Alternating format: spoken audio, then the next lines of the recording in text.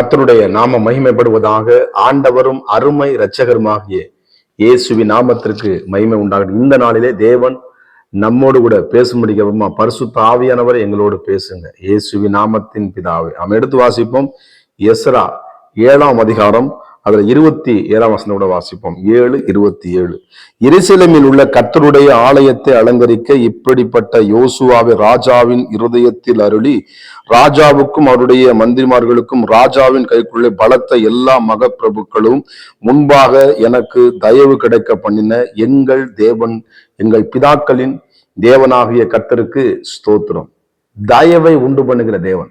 இந்த இடத்துல எழுதப்பட்டிருக்கிறது, எனக்கு என்ன தயவு கிடைக்க பண்ணின என் தேவனாகிய கர்த்தர். நம்முடைய போடங்களை என்ன பண்ணும்? தயவு கிடைக்கப்படணும். இயேசு கிறிஸ்து இந்த பூமியிலே வாழ்ந்த பொழுது எப்படி வாழ்ந்தாராம்? சோதனம். தேவ தயவுலையும் மனித தயவும் கர்த்தருக்கு மகிமை. அப்ப தயவை கிடைக்க பண்ணுகிற தேவனாகிய கர்த்தர் ஸ்தோத்திரம். அப்ப நம்மளுடைய வானத்தையும் பூமியும் உண்டாக்குன கர்த்தர் ஒருவேளை தயவு கிடைக்காம இருக்கிறீங்களா?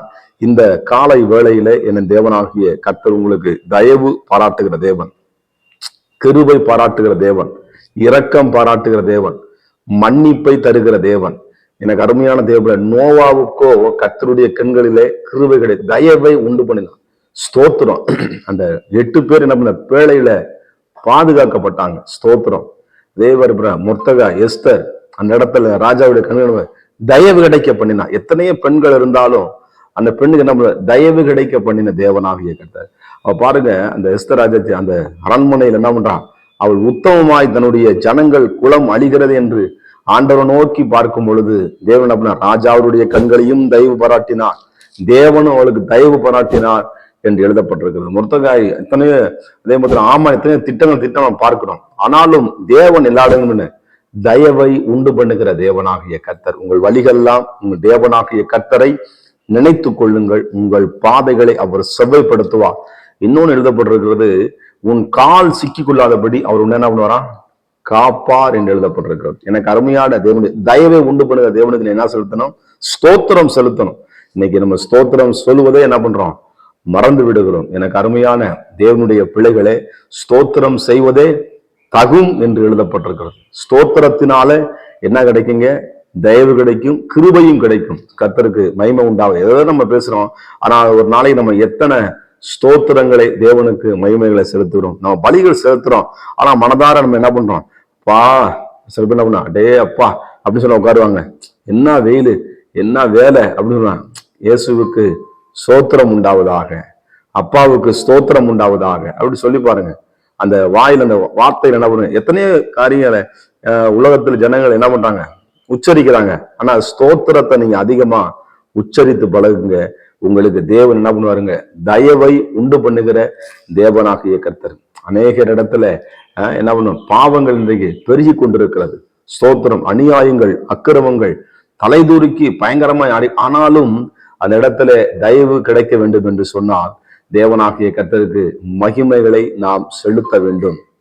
ஆபிரகாமின் ஈசாக்கின் தேவனாகிய கர்த்தர் அந்த சோதம் குமாராவை அழிக்கும்படி தேவன் திட்டம். ஆனா அவனுடைய பாவம் கொடுமையாக இருந்தது. ஆனால் ஆபிரகாமோ ஆண்டவர் சமூகத்துல அவன் என்ன பண்றான்? கெஞ்சுகிறதை கண்டான்.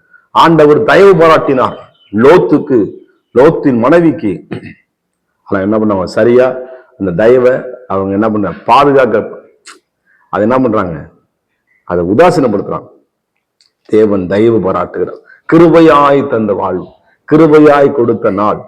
ஆண்டவருக்கு நன்றி செலுத்துங்க. இந்த நாளிலே நீங்க போற இடத்துல, அது ஊழியமா இருக்கலாம், அது வேலை ஸ்தலமா இருக்கலாம், ஸ்தோத்திரம், அது எந்த காரியமா இருக்கலாம், தேவன் உங்களுக்கு தயவை உண்டு பண்ணுகிற தேவனாகிய இந்த இடத்துல எழுதப்பட்டிருக்கிறது, எங்கள் பிதாக்களின் தேவனாகிய கர்த்தருக்கு ஸ்தோத்திரம் உண்டாகும். அப்ப எங்க பிதாக்கள், எங்கள் முன்னோர்கள்னா இயேசுவை வைத்து ஓடினார்கள், அவர்களுக்கு தயவு பாராட்டினார். அதே மாதிரி எங்களுக்கும் தயவு பாராட்டு, எங்களை அலங்கரிக்கத்தக்கதாக நம்மளை அலங்கரிக்கக்கூடிய ஆண்டவர், நம்மளை ஆஸ்வதிக்க தேவனாகிய கர்த்தர், நம்மேலே விருப்பம் கொண்ட தேவன், நம்மளை நேசிக்கிற தேவனாகிய கர்த்தர், நம்மளை அவர் நேசிக்க. யார் உங்களை நேசிக்கிறாங்க இல்லையோ, ஒருவேளை நீங்க நன்மை செய்து பாடவித்து கொண்டிருக்கிறீங்களா, எவ்வளவு பண்ணேன், நான் எவ்வளவு தயவு பாராட்டினேன், ஆனா எனக்கு அவங்க தீமை செய்யறாங்க. இல்ல, நீங்க தீமை செய்யுங்க, நன்மையே செய்யுங்க.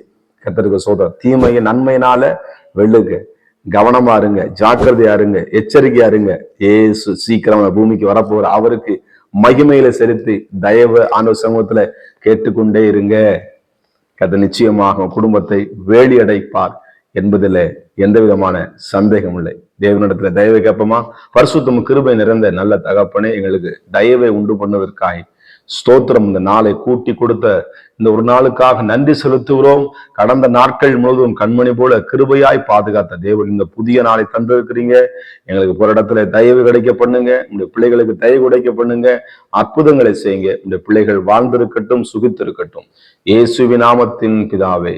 God bless you. கர்த்தர் உங்களை ஆசீர்வதிப்பாராக.